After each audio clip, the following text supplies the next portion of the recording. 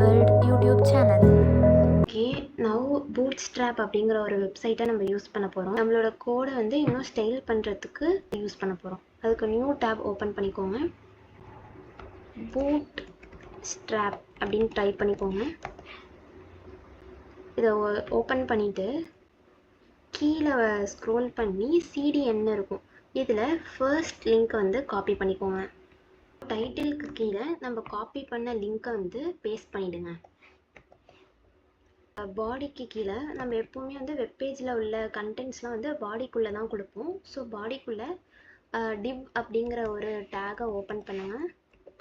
இந்த div take எதுக்குன்னா நிறையா கோட்ஸை வந்து குரூப் பண்ணுறதுக்கு தான் டிவ் டேக் யூஸ் பண்ணுவோம்.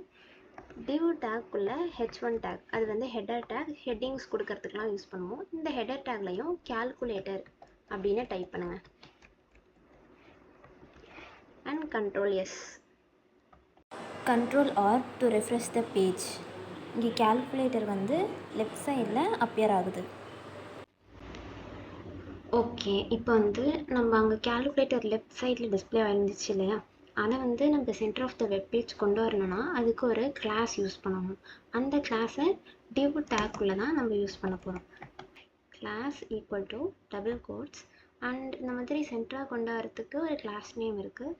அது என்னென்னா container space text hyphen centre. Ctrl S கொடுங்க. Ctrl R, Ctrl R, S. இந்த டெக்ஸ்ட் வந்து centre of the web page வந்துடுச்சு.